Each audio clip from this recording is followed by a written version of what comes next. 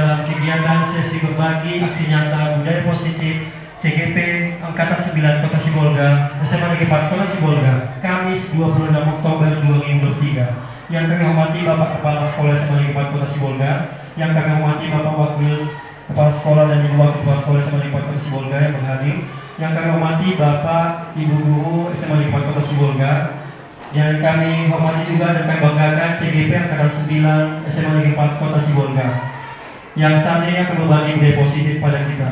Yang selanjutnya, untuk memulai kegiatan ini, marilah kita berdoa untuk agama masing-masing. Berdoa dimulai. Auzubillahiminasyaitonirrajim. Bismillahirrahmanirrahim. Alhamdulillahirrahmanirrahim. Wassalatu wassalamu ala asrofil anbiya'i wal mursalin wa ala alihi washabihi. Ya Allah, ya Tuhan kami, pada hari ini Kamis 26 Oktober 2023, silakan. Assalamualaikum warahmatullahi wabarakatuh. Salam sejahtera bagi kita semua. Yang saya hormati Bapak Wakil Kepala Sekolah Trigulung, Bapak Wakil Kepala Sekolah Bidang Kesiswaan, dan Bapak Ibu Guru yang berhadir pada acara pagi hari ini, terkhusus untuk Ibu Henti dan Ibu Tangan saya yang berterima. Pertama, puji syukur kepada Tuhan Yang Maha Esa karena pagi-pagi ini kita masih diberikan waktu bekerja sama dengan calon guru penggerak SMA 4. Dalam hal ini mungkin ini merupakan program mereka, saya tidak tahu persis. Pastinya ini program CGP Angkatan 9. Sesuai dengan judulnya, positif, budaya positif. Kalau udah positif ini udah pasti hasilnya baik. Misalnya untuk suami istri positif katanya, udah bagus sekali. Kalau dari bidang dokter Robi itu positif, positif bagus sekali. Saya kepingin begitu. Kalau udah di budaya positif, kita cerita outputnya nanti, hasilnya kira-kira apa, resultnya apa. Saya kepingin kegiatan ini jangan cuma seremonial saja, dan jangan cuma akal-akalan saja. Biar ini biar terpenuhi semua kebutuhan itu, padahal cuma aku yang dikasih mereka yang sama kita kan. Misalnya nanti goreng pisangnya nanti menyusul. Biasanya gitu. Indonesia kan gitu, kerja dulu baru itu anggarannya. Jadi maksud saya untuk ibu berdua, saya selalu sampaikan hidup itu dimulai dari sederhana, baru menengah, baru top. Jangan dibalik. Ini kan dari bawah ini orang Bu Eti dengan segala dari bawah. Saya lihat anggota CGP kawan-kawan saya ini banyak stres, nggak tidur. Malam pun susah jadinya melayani suami, asik CGP saja. Tapi percayalah, ibu berdua lah yang paling cepat masuk surga di antara kami yang belum CGP ini. Kenapa? Karena duluan mengetahui program CGP itu, duluan mengetahui program pengajaran yang menarik itu mereka yang tahu. Kalau buat ini stok baru keluar lamanya ini, tonton gak enak ini, bombing tonton gak enak. Saya termasuk tahun gak enak itu, produk-produk lama yang saya sama sekali tak ngerti saya CGP ini. Yang saya tahu program Pak Menteri, Mas Menteri. Intinya kalau sebenarnya gini ya, kalau saya menangkap ini, kita sekarang Bapak Ibu mengajar itu jangan susah. Itu intinya. Jangan susah, kita yang tahu bagaimana caranya. Misalnya Pak Jody, gimana caranya biar kelas itu enak, enjoy dia belajarnya. Jangan dibuat stres anak-anak itu, terutama yang CGP. Gak usah ibu kasih PR sama dia nanti 10 kalau 11 gak siap. Gak usah.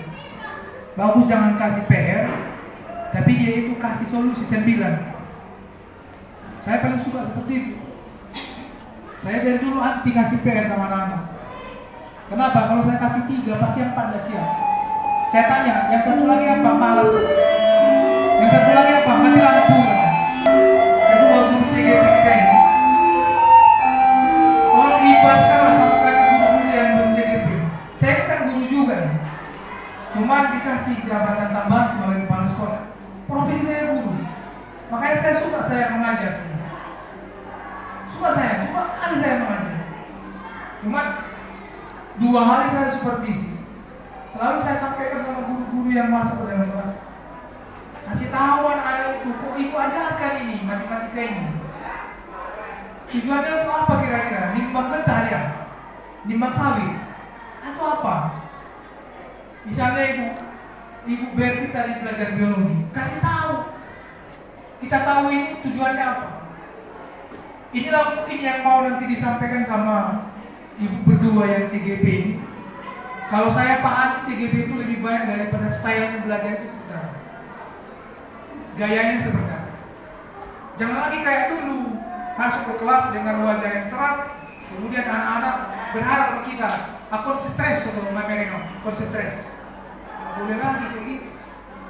Minta tolong kali saya pun datang ke sekolah ini, udah relasional karena di sistem bapak ibu nggak suka saya.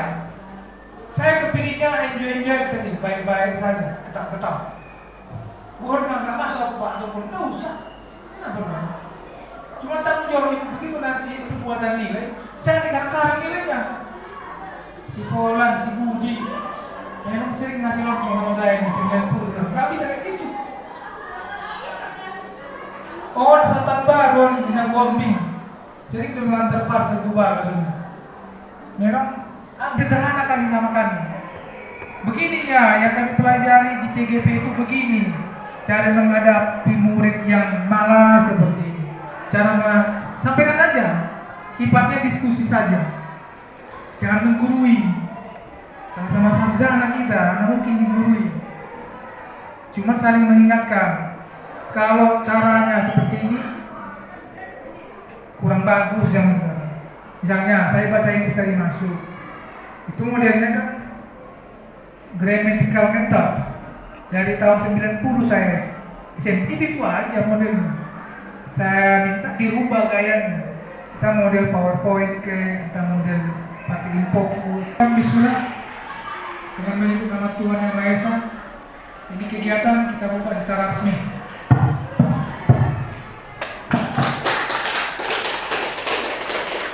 Terima kasih ucapkan kepada Bapak Kepala Sekolah yang telah membuka secara resmi sesi berbagi budi positif aksi nyata CGP Angkatan 9 Sibolga SMA Negeri Kota Sibolga. Yang selanjutnya kita akan masuk penyampaian materi budaya positif yang akan disampaikan oleh CGP di SMA Negeri Kota Sibolga. Dalam hal ini ada Ibu Hendrias Nela SPD dan Ibu Selastian Tagalong SPD. Kepada ibu-ibu sekalian kami persilakan dan hormat.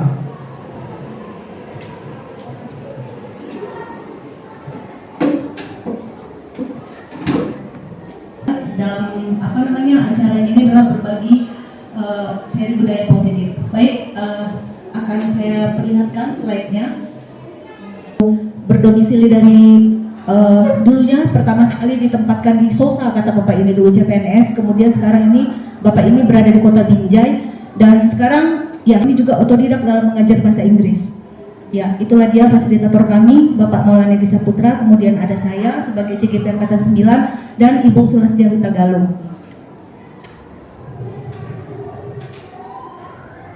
Baik, Bapak Ibu, di sini ada 7 item yang akan kami sampaikan sesuai dengan modul yang sudah kami dapatkan selama 2 bulan ini. Kami sudah menghabiskan modul 1.4 dan inilah saatnya kami untuk mengimbaskan apa yang sudah kami dapatkan kepada rekan sejawat yang memang ini adalah kewajiban kami untuk menyampaikannya. Di sini ada 7 item. Saya akan mencoba untuk berbagi dengan Bapak Ibu pada item 1 dan 2, yaitu pada perubahan paradigma belajar. Di sini ada filosofi dasar pemikiran Ki Hajar Dewantara.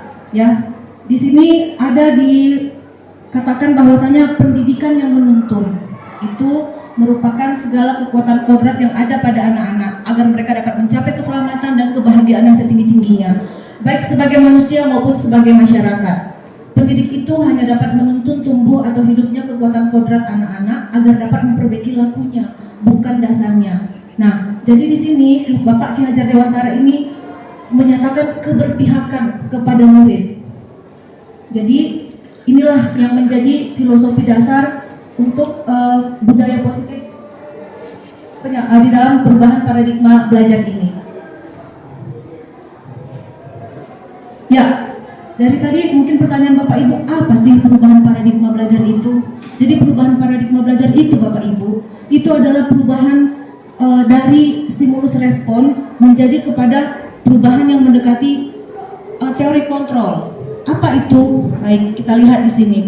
Nah, dari stimulus respon menjadi teori kontrol, itulah yang disebut dengan paradigma belajar. Pada stimulus respon, kebutuhan semua orang sama. Semua orang melihat hal yang sama. Guru mencoba mengubah murid agar berpandangan sama dengan guru. Dan perilaku buruk siswa dilihat sebagai sebuah kesalahan. Guru bisa mengontrol murid dan model berpikir ini disebut dengan menang dan kalah. Nah, jadi ini stimulus respon. Bagaimana perubahannya? Kita lihat pada teori kontrol. Ada nggak perbedaannya dari stimulus respon menjadi teori kontrol? Nah, ini dia teori kontrol. Untuk teori kontrol, kebutuhan semua orang tidak sama. Nah, inilah nanti cikal bakal pembelajaran berdiferensiasi itu Bapak Ibu. Yang nanti yang mau akan kita buat di SMA 4 ini. Yang mengacu kepada kurikulum merdeka. Nah, semua orang memiliki gambaran berbeda. Guru berusaha memahami pandangan murid. Perilaku buruk murid memiliki tujuan sehingga guru tidak bisa mengontrol murid. Dan model berpikir ini adalah menang dan menang. Gimana ini maksudnya? Nah, nanti kita lihat Bapak Ibu, bagaimana teori kontrol ini pada akhirnya, ya, inilah dia. Bila ingin membuat kemajuan secara perlahan atau sedikit demi sedikit, ubahlah sikap atau perilaku Anda. Namun, bila kita ingin memperbaiki cara kita, maka kita perlu mengubah kerangka acuan kita. Ubahlah bagaimana Anda melihat dunia, bagaimana Anda berpikir tentang manusia. Ubahlah paradigma Anda, skema pemahaman, dan penjelasan aspek-aspek tertentu tentang realitas.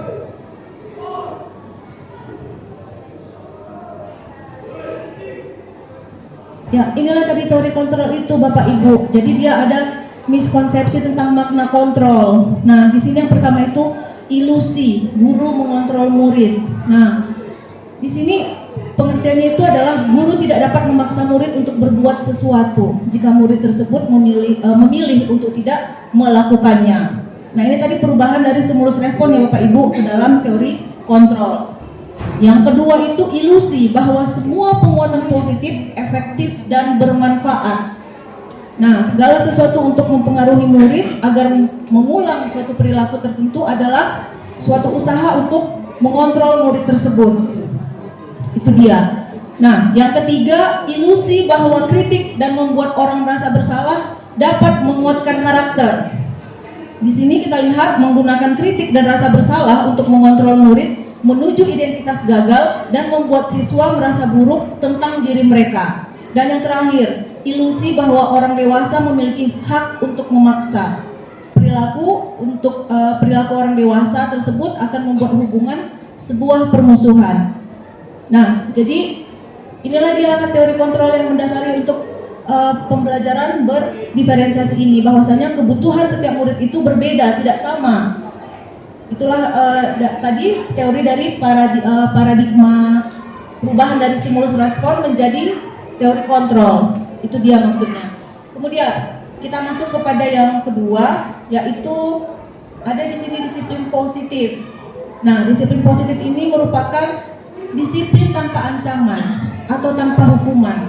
Menerapkan disiplin positif dapat meningkatkan motivasi intrinsik dan kesadaran siswa dalam membentuk karakter positif. Bagaimana sih Bapak Ibu disiplin positif ini? Disiplin positif ini begini, ada motivasi yang timbul dari dalam diri siswa itu sendiri. Jadi dengan motivasi-motivasi itulah kita guru akhirnya nanti bisa menerapkan apa sih sebaiknya dilakukan siswa gitu. Coba kita lihat Bapak Ibu. Ada di sini hukuman bentuk yang sama dengan disiplin. Kemudian memberikan hukuman sebagai salah satu langkah dalam proses disiplin. Disiplin dan hukuman memiliki arti berbeda dan efek yang berbeda. Disiplin merujuk pada praktik mengajar, melatih seseorang untuk mematuhi peraturan atau perilaku. Hukuman pengendalian perilaku murid. Kemudian disiplin mengembangkan perilaku murid tentang kontrol kepercayaan diri. Jadi disiplin di sini saya rasa kalau kita dulu menghukum ya Bapak Ibu ya, hukuman yang diberikan ini bukan selalu jadi kalau hukuman itu kan berupa paksaan, murid itu harus tunduk dan patuh kepada kita. Makanya di sini sekarang dibuatlah disiplin positif ini agar nanti mereka ada yang namanya disebut dengan konsekuensi dan restitusi pada akhirnya. Jadi nanti siswa tidak lagi dengan mereka tidak lagi merasa harus patuh kepada kita, tapi nanti ada restitusi penyelesaian masalah ketika ada nanti masalah-masalah disiplin yang kita hadapi atau permasalahan lah. Jadi nanti kita menyelesaikannya dengan cara restitusi. Nanti restitusi ini akan dibawakan oleh Ibu Sulastia. Apa sih Bapak Ibu restitusi itu, gitu kan? Nah, di sini filosofi Ki Hajar Dewantara untuk penerapan disiplin positif ini ada beliau mengatakan, di mana ada kemerdekaan disiplin, di mana ada kemerdekaan, disitulah ada disiplin yang kuat. Sesungguhnya disiplin bersifat self-disiplin, yaitu kita sendiri yang mewajibkan kita dengan sekeras-kerasnya. Tetapi itu sama saja, sebab jika kita tidak cakap melakukan self-disiplin, wajiblah penguasa lain mendisiplin diri. Dan peraturan demikian itulah harus ada di dalam suasana yang merdeka. Nah, jadi Bapak Ibu, tadi apa sih disiplin positif itu? Inilah dia Bapak Ibu. Disiplin positif itu apa? Berarti disiplin diri yang siswa kita itu mereka bertanggung jawab terhadap apa yang dilakukannya. Karena mereka mendasarkan tindakan mereka pada nilai-nilai kebajikan universal. Nah, nanti dekat ini Bapak Ibu ke apa restitusi tadi. Jadi bertanggung jawab terhadap apa yang dilakukannya. Apa itu nilai-nilai kebajikan? Nah, inilah dia Bapak Ibu, nilai-nilai kebajikan itu. Yang pertama, beriman dan bertakwa. Yang kedua, berakhlak mulia. Yang ketiga, mandiri. Yang keempat, bernalar kritis. Yang kelima, berkebinekaan global. Yang keenam, bergotong royong. Dan yang ketujuh itu adalah kreatif.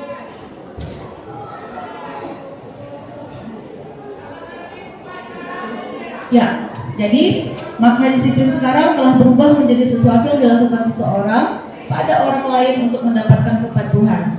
Kecenderungan umum adalah menghubungkan disiplin dengan ketidaknyamanan, bukan dengan apa yang kita hargai atau pencapaian suatu tujuan mulia. Ya. Oke, Bapak Ibu, untuk pada sesi 1 dan 2 ini itu sudah saya sampaikan kepada Bapak Ibu untuk yang motivasi perilaku manusia, dan yang keempat akan dilanjutkan oleh Ibu Sulastia.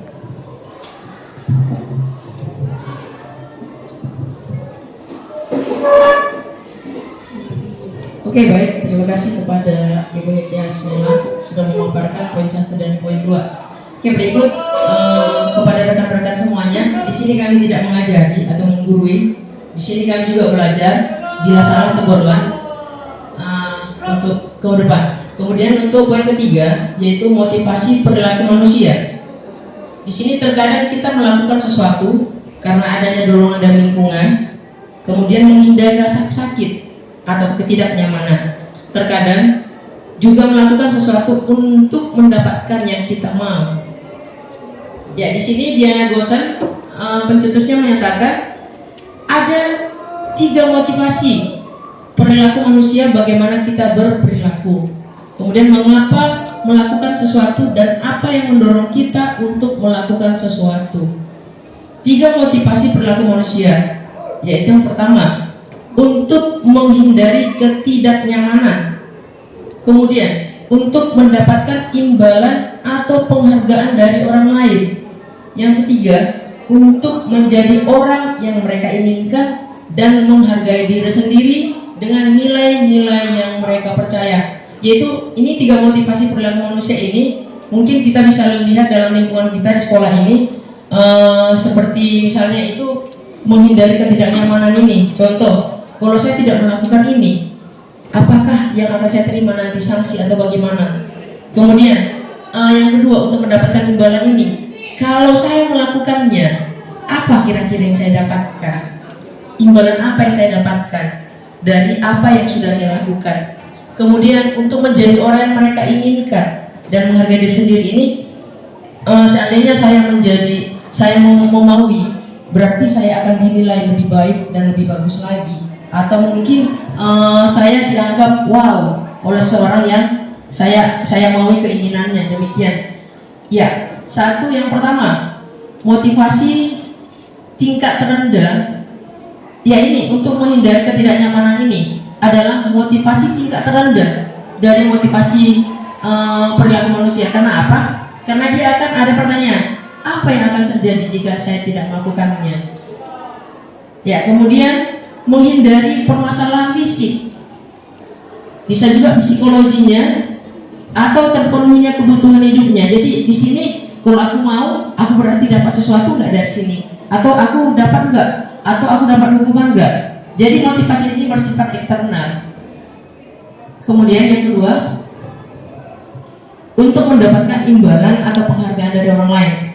Ya, ini untuk mendapatkan imbalan atau penghargaan dari orang lain ini satu tingkat di atas motivasi yang pertama. Karena di sini ada pertanyaan, apa yang akan saya dapatkan jika saya melakukannya? Bukan lagi dalam segi hukumannya. Kemudian mendapatkan pujian dari orang lain yang menurut mereka penting untuk meningkatkan kualitas hidup mereka. Ya, dan kemudian ini motivasi ini bersifat eksternal juga. Ya, yang ketiga, motivasi yang ketiga yaitu untuk menjadi orang yang mereka inginkan dan menghargai diri sendiri dengan nilai-nilai yang mereka percaya. Ini adalah paling tinggi dari motivasi lainnya. Karena setiap dia melakukan sesuatu yang akan dilakukannya, dia akan berpikir akan menjadi orang seperti apa jika saya melakukannya. Ya, jadi motivasi ini membuat seseorang memiliki disiplin positif. Karena dia berasal dari internal, berasal dari dalam diri sendiri. Seperti apa saya akan ke depannya, demikian. Semakin tinggi status dan kedudukan seseorang, maka semakin tinggi pula kebutuhan prestise dari manusia, prestise diri manusia. Sepanjang hidupnya selalu mempunyai berbagai kebutuhan. Nah, jika satu kebutuhan terpenuhi, maka kebutuhan lain datang menyusul.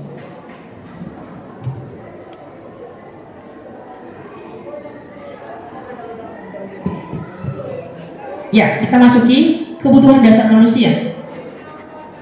Ya, berkaitan dengan kebutuhan berarti harus yang kita maui, artinya atau ketika kita mendapatkan apa yang kita inginkan, sebetulnya saat itu kita sedang memenuhi satu atau lebih dari satu kebutuhan dasar kita. Kebutuhan dasar yang pertama yaitu ada 5 kebutuhan dasar, yaitu kebutuhan yang pertama, kebutuhan bertahan hidup. Kebutuhan yang kedua yaitu kebutuhan kasih sayang dan rasa diterima atau kebutuhan untuk diterima. Yang ketiga, penguasaan atau kebutuhan pengakuan atas kemampuan. Yang keempat, kebebasan, kebutuhan akan pilihan. Yang kelima, kesenangan, kebutuhan untuk merasa disenangi.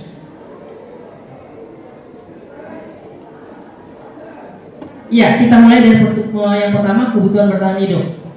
Kebutuhan yang bersifat fisiologis untuk bertahan hidup, misalnya kesehatan, rumah, dan makanan. Kebutuhan biologis sebagai bagian dari proses reproduksi, termasuk kebutuhan untuk tetap bertahan hidup. Yaitu untuk kebutuhan bertahan hidup berkaitan dengan yang pertama itu bagaimana saya harus bisa bertahan hidup untuk apa?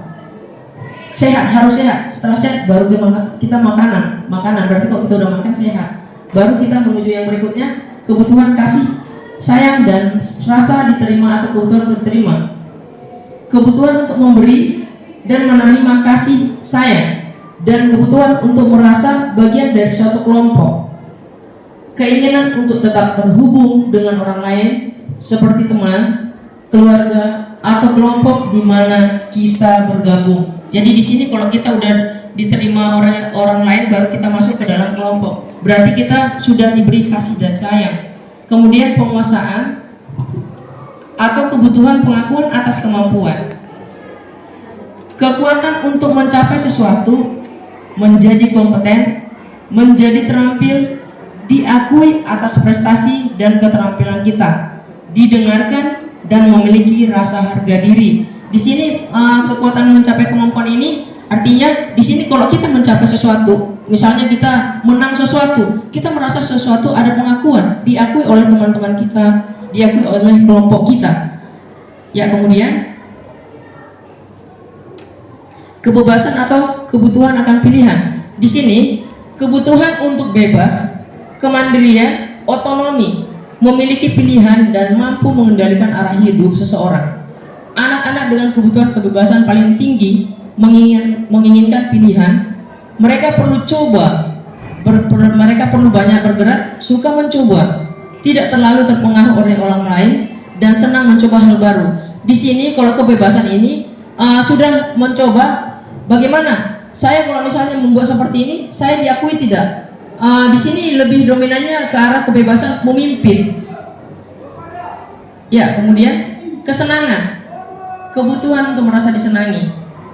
Kebutuhan untuk mencari kesenangan, bermain dan tertawa, menikmati apa yang mereka lakukan, mempelajari keterampilan hidup, suka bergurau, suka melucu, dan ketika mereka masih bertingkah buruk, masih terlihat lucu.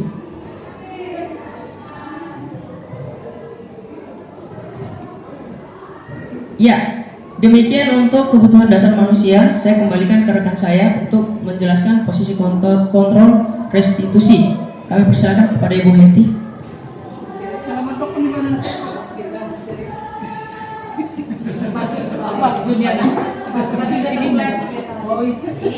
Ya, baik Bapak Ibu, masuk ke posisi kontrol. Tapi sebelumnya saya mau bertanya sama Bapak Ibu. Posisi kontrol Bapak Ibu sekarang. Kita lihat dulu Pak, apa itu di posisi kontrol. Nah, posisi kontrol restitusi tadi adalah, coba Pak, lagi Pak, tadi belum sempat saya ini kan. Ya, posisi kontrol itu adalah salah satu disiplin positif yang berpusat pada murid dengan pendekatan restitusi, yaitu 5 posisi kontrol. Nah, saya mau tahu ini apa posisi kontrol Bapak Ibu. Jadi menurut ini teorinya Gosen ya, Gosen itu ada 5 posisi kontrol guru Bapak Ibu. Mari kita lihat apa 5 posisi kontrol guru ini. Nah, saya mau bertanya nanti satu persatu ya. Yang pertama itu posisi sebagai penghukum. Yang kedua sebagai posisi pembuat merasa bersalah. Yang ketiga posisi kontrol sebagai teman. Yang keempat posisi kontrol sebagai pemantau. Yang kelima posisi kontrol sebagai manajer. Nah, ini saya rasa kita udah tahu ya Bapak Ibu, sebagai penghukum biasanya ini suka menghardik, matanya melotot, suka menunjuk-nunjuk, begini-begini gitulah ya. Kemudian pembuat merasa bersalah. Nah, ini biasanya guru ini lembut gitu tapi menusuk gitu ya. Kemudian posisi sebagai teman. Ya misalnya begitu Bapak Ibu lembut. Kenapa nak? Ada apa? Kenapa kamu masih seperti itu nak? Gitu. Nah, jadi anak-anak itu merasa dia down gitu kan Bapak Ibu dengan suara posisi kita yang lemah lembut. Kemudian sebagai teman. Nah, saya rasa ini kita ya dengan anak sekolah atas gitu, saya rasa kita banyak yang berteman dengan mereka ya Bapak Ibu ya. Kemudian sebagai posisi pemantau. Nah, ini pemantaunya gimana nih? Yang sering memantau siswanya. Nah, yang terakhir itu posisi manajer, yang sebenarnya yang sangat diharapkan kepada kita pada akhirnya itu adalah Bapak Ibu, posisi manajer lah sebenarnya yang harus sebenarnya kita sebagai guru itulah sebenarnya yang harus kita miliki. Tapi sebelumnya saya mau jujur bertanya dulu ini kepada Bapak yang mengampu bidang studi fisika. Kira-kira posisi kontrol apa sih pada saat ini yang masih Bapak jalankan Pak? Nomor 3, sebagai teman Pak. Oh, jadi posisinya sebagai teman, tidak akan menyakiti murid, namun akan tetap berupaya mengontrol murid melalui persuasi.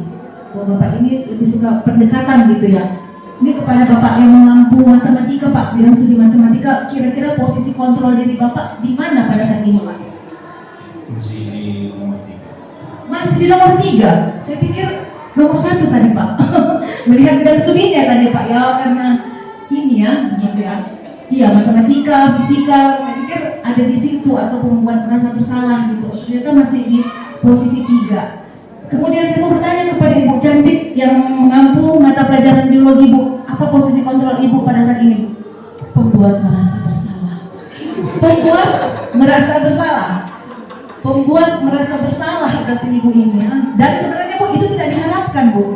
Nah, itu tidak diharapkan.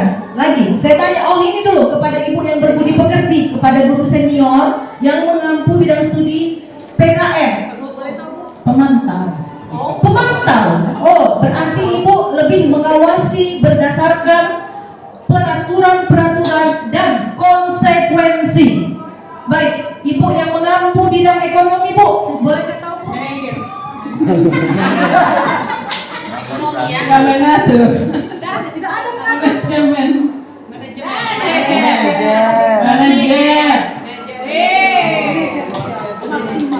Sebagai manajer, Bu. Iya, berarti itu iya, berarti Ibu sudah bisa mengatasi apa ya? Mengatasi seluruh permasalahan yang ada di dalam kelas. Ibu sebagai posisi manajer. Saya mau tahu ini, Bapak yang mengajar seni. Ini Bapak yang mengajar seni, biasanya kan banyak praktek di dalam kelas ya kan Pak? Bagaimana Pak kira-kira kalau anak-anak megang alat tidak tepat, kemudian misalnya tadi saya dengar ada bermain apa tadi? Bermain apa orang Bapak? Angklung. Saya dengar tadi itu gimana? Do, re, mi, bagaimana Pak? Apa posisi kontrol Bapak di kelas? Kalau praktek ya Pak? Saya mengerti teman. Bapak suka berteman. Baik, saya tanya lah sama Ibu Guru Bahasa Indonesia ini. Ayo Bu, apa posisi Bu? Kalau saya mampunya masih di tempat belum bisa jadi manajer. Iya, kalau penghukum sesekali aja, tapi lebih banyak ke posisi kontrol teman aja. Iya, karena saya lemah lembut. Kepada Ibu ngajar kampung geografi Bu. Kalau saya sih lebih berteman dan sekaligus pemantau. Suka memantau juga kan, bahaya juga karena anak-anak ini berbeda. Karena anak-anak ini kalau kita udah mengajar, udah serius, karena mau apa, terlena, akhirnya tertidur, jadi harus sering-sering dipantau. Ditemani dan sekaligus dipantau, biar jangan salah arah. Bu yang di belakang Bu, Ya, kalau saya ada kalanya saya sebagai penghukum, ada kalanya sebagai teman, ada kalanya sebagai pemantau, dan ada kalanya sebagai Setiap musim berbeda. jadi situasi dan kondisi. Kalau Pratama, kalau menghadapi Pratama situasi mana ya? Pratama. Kali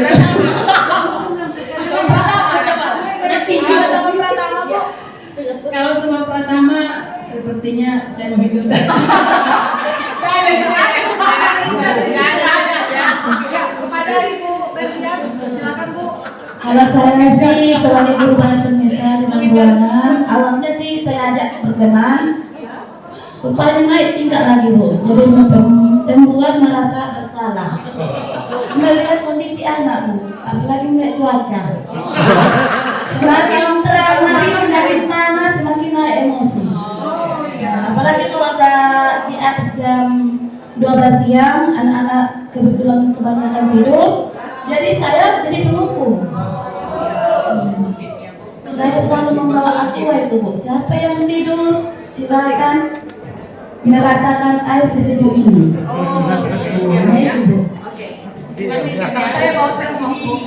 Baik, terima kasih Bapak Ibu. Akhirnya saya mengetahui posisi kontrol Bapak Ibu dan ternyata yang sudah Bapak Ibu lakukan sudah bagus Bu. Kenapa? Memang seharusnya tidak bisa jadi manajer, paling enggak kita berteman dan jadi pemantau lah. Tapi janganlah kita berada di posisi penghukum menurut saya. Ya Bapak Ibu, jadi posisi yang paling bagus itu memang adalah sebagai posisi manajer yang memang diharapkan itu adalah kita menuntun memang anak-anak itu.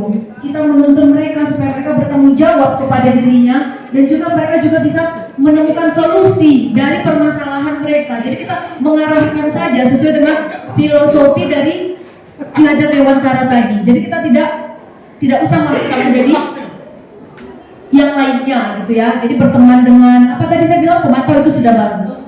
Baiklah. Nah, ini Bapak Ibu budaya positif ini yang keenam itu adalah keyakinan kelas. Keyakinan kelas ini salah satu disiplin positif yang bisa diterapkan dalam membangunkan budaya positif di sekolah. Saya juga mau bertanya Bapak Ibu di sini kan ada yang wali kelas, ada yang guru mata pelajaran. Apakah Bapak Ibu sudah pernah membuat keyakinan kelas? Ada yang sudah membuat keyakinan kelas, Bapak Ibu? Coba kepada Ibu. Sudah, Bu. Sudah, baik. Keyakinan kelas Ibu sebagai guru mata pelajaran, apakah sebagai wali kelas? Sebagai wali kelas. Sebagai wali kelas.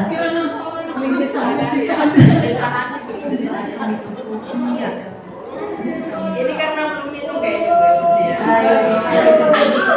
Nanti bisa kita teman sedikit dari. Ya, pembentukan keyakinan sekolah atau keyakinan sekolah atau kelas ini biasanya menggunakan bahasa yang mengandung kebajikan universal, Bapak Ibu. Jadi keyakinan ini berbeda dengan peraturan sekolah, Bapak Ibu. Dia ada gitu, tertempel. Jadi bagaimana cara membuat keyakinan sekolah ini?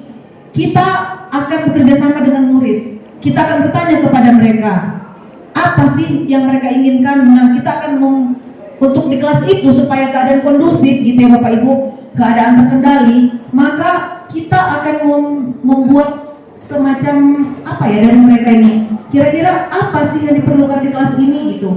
Misalnya on time, tidak boleh datang terlambat. Nah, itu kumpulkan. Kemudian apa yang mereka, jadi masing-masing itu mereka membuat apa sih keyakinan yang ada pada diri mereka, apa yang mereka mau selama untuk proses belajar mengajar ini supaya berjalan dengan lancar. Jadi kita tanya anak-anak itu, bukan kita yang membuat Bapak Ibu, tapi anak-anak kita itu kita buat, kita tanya mereka satu-satu, kita kerjasama dengan mereka. Misalnya ketika proses belajar mengajar, apa namanya, tidak boleh terlambat, saling menghargai. Kemudian apa lagi? Nah, itu kan Ibu Betty ada berapa keyakinan kelas di sekolah di kelas Ibu? Ada 10, 7, silakan. Tolong dijelaskan.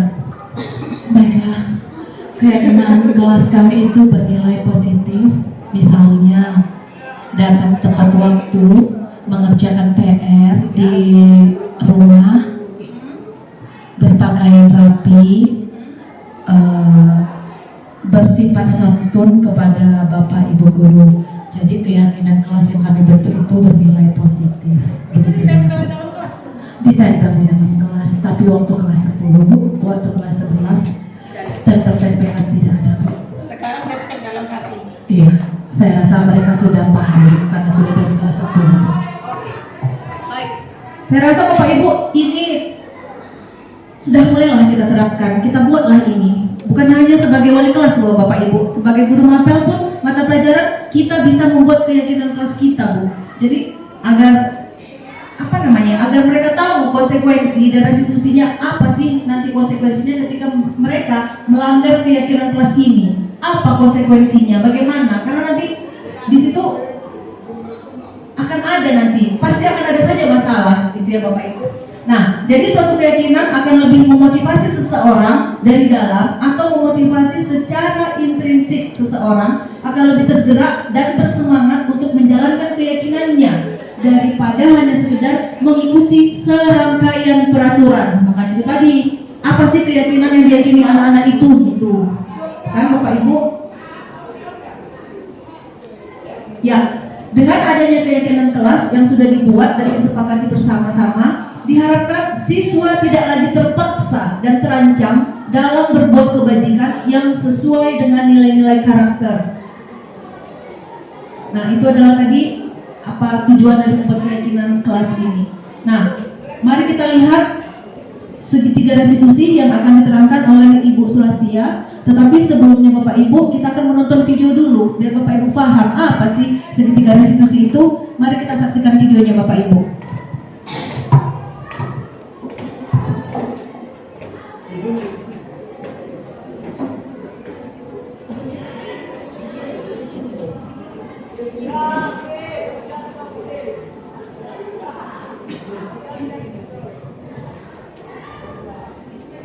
Sebentar, kita menunggu videonya diputarkan.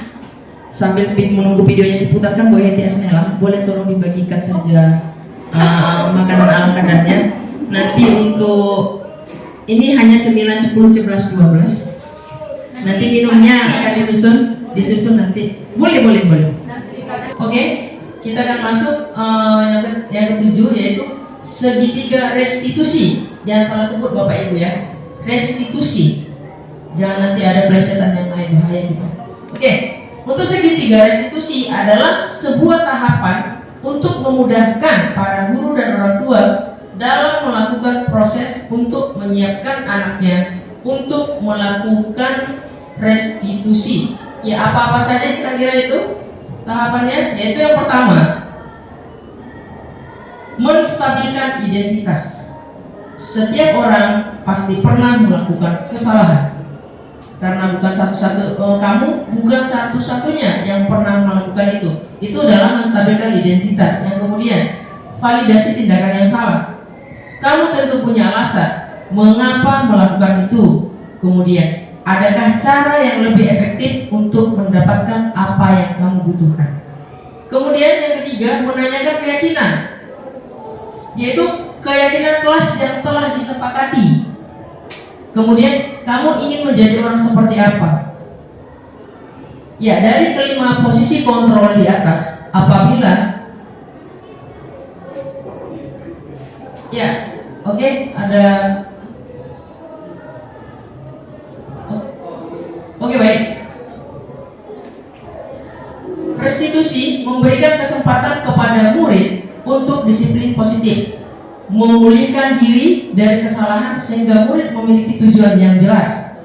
Ya, di sini kita lebih baiknya praktek ya Bapak Ibu ya, karena tanpa praktek sepertinya, apalagi seperti kita di lapangan ini, kalau tanpa praktek sepertinya hambar, sayur tanpa gula.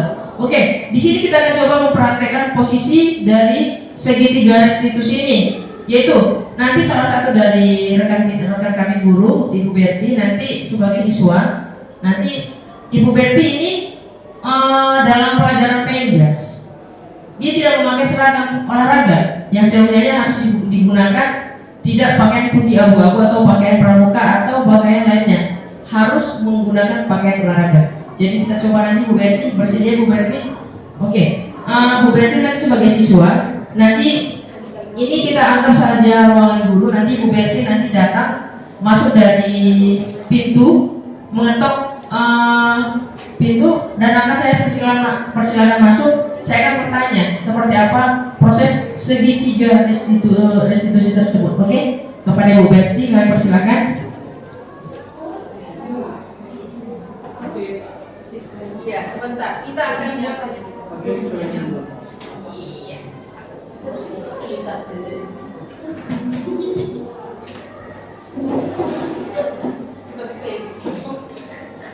Satu sama si campakkan kursi ini. Kooperasi gitu ya. Campakkan di kursi ini dan bisa coba. Ya, silakan masuk. Ya, Selamat siang Bu. iya selamat siang, silakan duduk Berti. Ibu memanggil saya Bu. Iya, kamu tahu ternyata Ibu memanggil kamu. Kamu tahu nggak kenapa saya panggil? Tahu? Kenapa? Karena saya lupa Bu membawa baju olahraga saya Bu. Iya, kamu lupa. Saya juga waktu sekolah pernah melakukan hal yang sama. Saya juga kadang pas jam olahraga saya tidak menggunakan. Kadang saya pakai celananya aja, kadang saya pakai bajunya aja, tapi pakai baju dan celana tetap. Ya, sekarang saya mau tanya ke kamu, kenapa kamu tidak memakai pakaian olahraga yang seharusnya dipakai? Sebenarnya baju itu Bu sudah ada sebenarnya Bu di meja belajar saya Bu. Tapi Bu, saya menyusun rosternya Bu buru-buru Bu. Pagi-pagi saya nyusun Bu, jadi saya terlambat bangun Bu. Jadi saya kelupaan Bu kalau baju olahraga itu harus saya buat ke tas saya Bu. Oke, kamu kelupaan. Nah, sekarang saya mau tanya, kamu lupa memasukkan pakaian olahraganya karena terburu-buru bangun sehingga kamu melupakannya. Yang seharusnya itu adalah yang harus dikerjakan di malam hari. Nah, solusinya gimana kira-kira solusi yang bisa saya dengarkan dari kamu untuk ke depan kamu bisa menggunakan pakaian olahraga sesuai dengan keyakinan kelas kita kan ada kan? Ada. Setiap jam penjas wajib membawakan pakaian olahraga. Nah, sekarang saya mau tanya, untuk ke depan apa kira-kira solusi dari kamu biar kamu juga membawa pakaian olahraga? Apa kira-kira? Solusi dari saya Bu, sebaiknya saya menyusun roster saya, menyusun semua kebutuhan saya itu Bu di malam hari Bu. Iya, benar. Ada ketinggalan Bu. Iya. Ada lagi kira-kira? Biar nggak terlambat bangun. Itu kan terlambat bangun apa? Jam tidurnya bagaimana harusnya? Iya Bu, saya kebanyakan nonton Bu, nonton TikTok Bu. Jadi akhirnya saya sering tidurnya itu Bu jam 11 malam Bu. Oh iya, yang benar itu kalau kita masih jadi seorang siswa harusnya tidur malam itu minimal 8 jam. Berarti seorang siswa wajib tidur jam 10 malam dan bangun jam 5 pagi. Jadi segala sesuatu pekerjaan di rumah juga beres. Mama di rumah juga nggak merepet-merepet. Pada saat kita berangkat sekolah sempat lagi sarapan. Jadi pada saat belajar di sekolah perutnya sudah kenyang, nyaman, kita bisa proses belajar mengajar. Jadi ke depan berarti kamu harus menyusun roster pada saat malam hari. Dan bila pakaiannya sudah disiapkan, langsung saja dimasukkan ke dalam tas. Jadi tidak lagi ketinggalan. Jadi kalau sudah dalam tas, berarti kan tas sekolah kamu cuma satu kan? Banyak sih Bu, tapi yang saya suka Bu yang warna biru itu Bu. Iya, yang warna biru. Berarti pada saat persaudaraan malam, Ketawa dia Bu. ya nggak apa-apa. Kalau ketawa biar aja. Namanya teman, ya kan? Di mana-mana semua teman, ya. Jadi nanti pada saat roster malam, kamu harus sudah masukkan baju olahraganya ke dalam tas biru biar nggak ketinggalan lagi. Oke, demikian. Jadi untuk ke depan jangan lagi tertinggal, roster harus malam hari. Iya, Bu. Ya. Oke, kamu boleh kembali ke lapangan bergabung dengan teman-teman. Iya Bu, terima kasih Bu. Iya, sama-sama.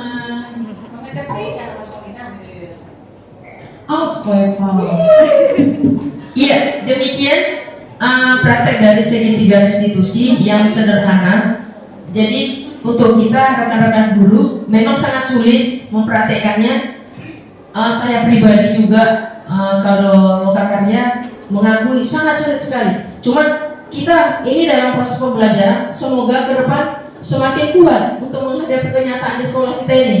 Kenyataan di sekolah bagaimana tingkah laku dari murid-murid kita. Jadi ini untuk segitiga restitusi, ya maaf, plesetan lagi.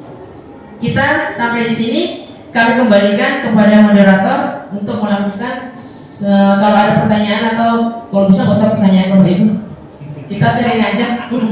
Ya, karena di sini kami berdua juga sama-sama belajar. Ya, kami berdua juga pengen arahan, apalagi dari saudara-saudara kita di sini ada juga saling berbagi bagaimana ke depan kita lebih bagus lagi. Terima kasih.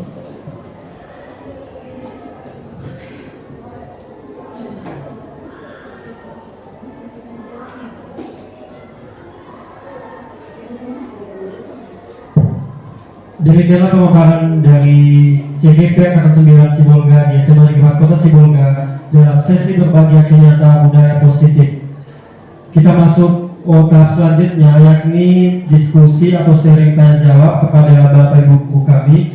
Jika ingin sampaikan tanggapan baik berupa pertanyaan, pernyataan ataupun masukan atau tentang materi yang disampaikan budaya positif, kami persilakan dengan hormat kepada Bapak Ibu guru kami persilakan waktu dan tempat. Ya, kepada Ibu Hobi kami persilakan. Ya, terima kasih kepada ibu-ibu CGP yang sudah memberikan sebuah hal yang bersifat positif kepada kami, apalagi kami dulu yang tua ini. Tadi, ya, kayak kami lah, saya pribadi.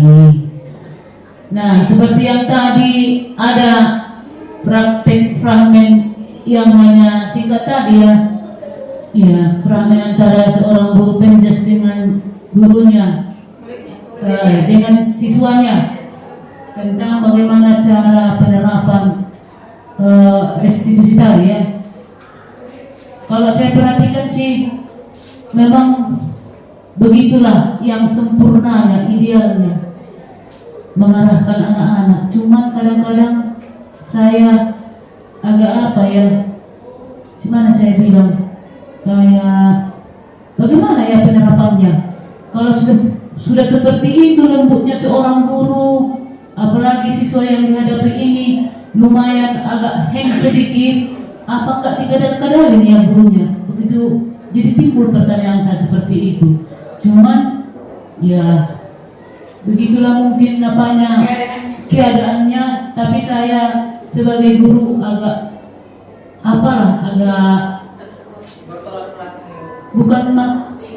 bukan bertolak belakang sih, kadang-kadang apa ya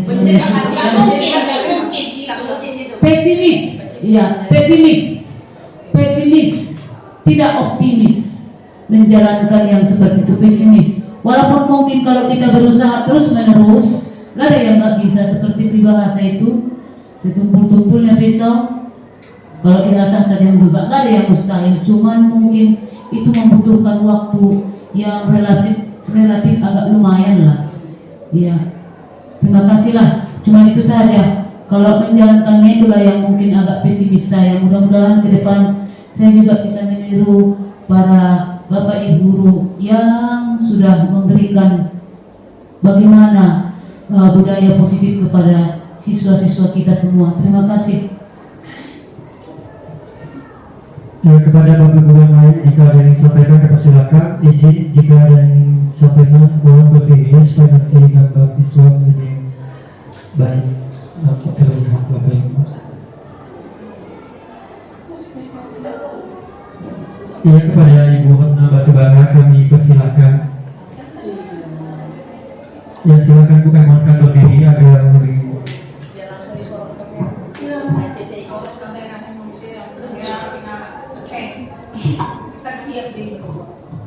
Baik, terima kasih. Tadi pemaparan dari ibu-ibu CGP sudah bisa menambah untuk kami bagaimana wawasan kami dalam hal untuk mengajar di sekolah, di kelas, dan seperti yang saya lihat itu juga bagaimana kita bisa lembutnya mengantisipasi anak-anak ini ya. Sementara di sekolah kita ini kita lihat bagaimana anak-anak yang datang ke sekolah ini, kurasa kalau 5 tahun ini boleh lah kurasa itu kita berbuat hal seperti itu. Tapi kalau di sini kurasa main banting aja pun toh juga gak bisa, ya. Atau bagaimana sampai kursi pun melayang toh juga gak bisa. Tapi itulah tuntutan sekarang. Jadi untuk menerapkan ini bagaimana ya itunya sekarang? Apakah memang bisanya anak ini bisa berubah dalam hal ini, kita buat lembut atau bagaimana? Itu pertanyaan sekarang. Banyak yang mau diminta sekarang ini, mau beginilah, mau inilah. Itu sekarang yang banyak hal yang kita lihat, yang kami lihat juga bagaimana kita alami juga menghadapi murid ini. Tapi kita harus sabarlah. Memang itulah udah tuntutan zaman. Apa yang mereka minta, begitulah harus kita lakukan. Walaupun itu bertentangan dengan hati kita. Kayak sekarang ini, semua ke sekolah dibuat di semua dari kantor-kantor ke sekolah. Jadi sekolah ini juga nih yang bisa mungkin mengendap atau bisa menerapkan kepada siswa. Ya, harus sekolah. Kenapa ke sekolah? Kenapa nggak ke masyarakat untuk mereka terjun? Harus sekolah. Jadi untuk kita terapkan, apakah memang siswa itu bisa menerima atau salah siapa yang salah gurunya atau salah muridnya yang gimana nya akan kita buat di sini. Ya, inilah harapan saya kepada CGP untuk bisa lagi lebih menerapkan nantinya, jangan hanya sebatas sudah menanggap, diterapkan nanti. Ya, kami juga siap untuk bisa menerima ajakan-ajakan dari Ibu, nanti bagaimana juga kami menyampaikan pelajaran nanti di kelas. Demikian sedikit dari saya untuk memotivasi Ibu supaya semangat, sukses nantinya. Terima kasih. Ya, akan ditanggapi oleh Ibu Hertias Nela dan baik atau silakan dari Ibu Opitari atau dari Ibu Warna, kami persilakan. Ya, terima kasih saya ucapkan kepada Ibu Hamid dan Ibu Hotna Batubara. Baik Bu, nanti penerapan segitiga restitusi ya Bu ya. Penerapan segitiga restitusi itu memang seperti itulah Bu, kita untuk menyelesaikan masalah terhadap anak yang memang ada masalah dengan kita, memang harus dimulai begitu keluarga Bu. Ya, terima kasih ya Bu Omning atas tanggapannya dan juga kepada Ibu Batubara. Saya berterima kasih sekali dan juga itu saya anggap masukan untuk kami ya Bapak Ibu ya. Memang masukan lah, memang berat Bu. Tapi saya rasa itu adalah masalah yang berulang-ulang kali kita hadapi. Jadi saya rasa dengan memakai kekerasan, saya sadar energi saya habis ke situ. Jadi lebih baguslah saya dengan melaksanakan segitiga restitusi ini. Toh gak ada salahnya juga saya bertanya kepada siswa. Bahkan gimana ya Bu, mungkin dengan kasih sayang, dengan kelembutan lebih bisa masuk kepada anak didik kita, karena mereka itu udah berumur remaja menuju dewasa. Yang tadi kan saya tanya Bapak Ibu, kebanyakan posisi kontrolnya ada pada teman gitu kan. Mereka kan sebenarnya mencoba untuk memahami, lebih mendekatkan diri kepada anak kita. Jadi dengan menerapkan pola itu setiap harinya, maka kita akan terbiasa. Jadi kita nggak harus dengan kekerasan, kita akan terbiasa. Tapi itu tadi kayak Ibu bilang kan, sesuai dengan kondisi dan cuaca, cara menghadapi anak-anak ini. Kalau cuacanya panas, maka itulah kita memanas. Apalagi di jam-jam terakhir, ada lagi siswa yang cabut di les terakhir ini kan Bapak Ibu. Kemudian besok lagi itu baru dia apa? Ya cuman balik lagi lah Bu. Saya rasa nggak perlu kita menghadapkan amarah kita di depan siswa. Toh mereka kan anak didik kita, dan saya rasa pun ya untuk kedepannya lebih memang penerapan dari segitiga restitusi itulah yang memang harus kita sama-sama pahami gitu sampai di mana. Itu dia kan Bapak Ibu. Kemudian tadi ada Ibu Hona mengatakan pesimis rasanya menerapkan itu di SMA 4. Itu mungkin hanya bisa diterapkan di Matauli. Menurut saya enggak Bu, itu bisa kita terapkan di sini. Dan memang sama ya Bu, dimanapun sama itu. Mungkin itu hanya tempat saja. Saya rasa kita pun di sini guru-guru hebat, guru-guru yang memang bisa manage mereka dengan kondisi latar belakang. Kita tahu ya murid kita seperti apa. Mungkin kalau di sana menengah ke atas, kalau di sini lebih kepada menengah ke bawah, ya bahkan banyak yang di bawah. Jadi saya rasa kita lebih bisa kita mempraktekkan ini Bu daripada mereka di sana. Jadi memang berat kerja kita, tapi perlahan kita coba dan itu pasti bisa. Kami di sini siap membantu Bapak Ibu, terutama ada lagi lebih senior daripada kita di sini, ada Ibu Berti, ada Pak Budi nanti. Kita juga sudah melihat kerja mereka seperti apa. Mungkin mereka sudah jauh di depan kami dan kami akan mencoba untuk mengikuti, tidak bisa mengimbangi, paling tidak kami mengikutinya. Dan nanti kepada teman-teman lain juga yang akan mengikuti CGP ini, marilah sama-sama Bapak Ibu kita terapkan ini di sini, begitu. Dan kepada teman-teman yang lain yang belum mengikuti, cobalah diikuti. Mungkin bisa dengan mengikuti program ini kita menjadi berpengetahuan luas, menambah ilmu pengetahuan kita, gitu. Jadi kita bisa melakukan praktik-praktik baik dari teman-teman lain. Dan ya teori-teori itu bisa kita dapatkan, bisa kita buatkan di sekolah kita universitas ini Bapak Ibu. Saya rasa demikian untuk menanggapinya. Terima kasih. Ada yang boleh tambahkan Bu Sulastia? Oke, terima kasih untuk rekan kerja kami Ibu Homi dan Ibu Batubara. Di sini saya coba menambahkan sedikit saja.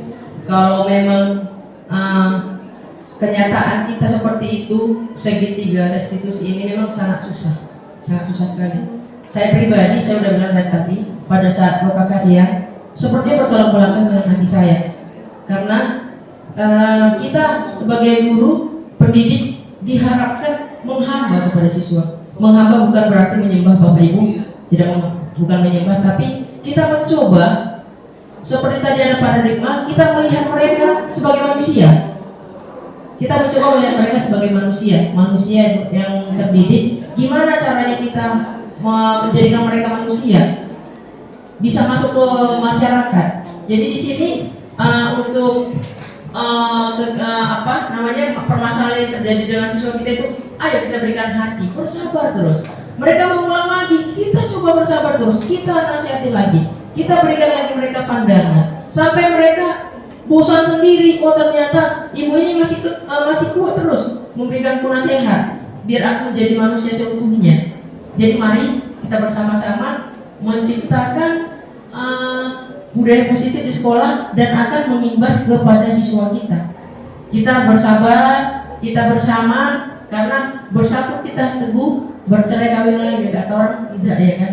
Bersatu kita teguh, bercerai, oh bukan gugur nih. Oke, bersatu kita teguh gugur nih kan. Iya, jadi kita bersama-sama, ya kita bersama-sama saling membangun. Runtuh, iya Bu. Bersama-sama kita membangun kan bukan? Bersama-sama kita membangun budaya positif di sekolah kita, maka situasi kondisi akan terjadi di sekolah kita. Demikian, terima kasih. Kami kembalikan kepada moderator. Iya, demikian tadi penjelasan dari tanggapan yang disampaikan Mbak Ibu-Ibu tadi tentang sesi berbagi budaya positif.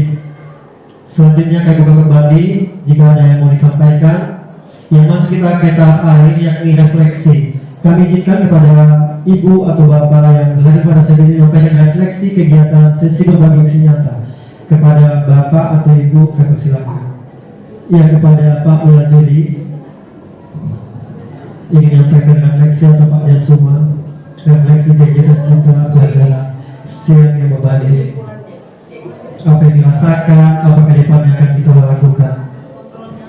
Baik, terima kasih atas waktunya. Kiranya dari tadi yang dipaparkan oleh Ibu Sulastya Tadalum dan Ibu Hidayah Snila, ini merupakan hal yang bermanfaat, budaya positif yang kiranya di sekolah kita ini bisa kita laksanakan bersama-sama agar kiranya memang ya budaya positif ini memang menjadi suatu kebudayaan lah. Jadi berubah paradigma kita untuk mengatasi permasalahan yang terutama pada siswa. Jadi di sini saya mewakili guru-guru juga mengucapkan terima kasih sebanyak-banyaknya kepada narasumber ya, yaitu Ibu Sulastya Tadalum dan Ibu Hidayah Snila. Kiranya perjuangan Ibu nanti mulus sehingga nanti bisa menjadi salah satu untuk penggerak daripada budaya positif ini yang sukses ke depannya. Baik, terima kasih. Itu saja yang bisa saya sampaikan untuk kegiatan hari ini. Terima kasih. Demikianlah refleksi kita kegiatan pada siang yang berbahagia ini. Saya mewakili moderator dalam kegiatan ini mengucapkan mohon maaf kepada Bapak Ibu sekalian jika ada kata-kata yang salah atau kurang baik yang disampaikan pada siang hari ini. Demikianlah sesi berbagi aksi nyata budaya positif CGP Angkatan 9 Sibolga SMA Negeri 4 Kota Sibolga tahun 2023. Kami ucapkan terima kasih kepada Ibu Hidayah Snila dan Ibu Sulastya Tadalum yang luar biasa, semoga tetap sukses dan sampai selesai pendidikan guru penggerak Angkatan 9. Acara selanjutnya kami mohonkan kepada Bapak Ibu untuk mengambil sesi foto bersama di depan untuk mengambil sesi foto bersama CGP Angkatan 9 SMA Negeri 4 Kota Sibolga.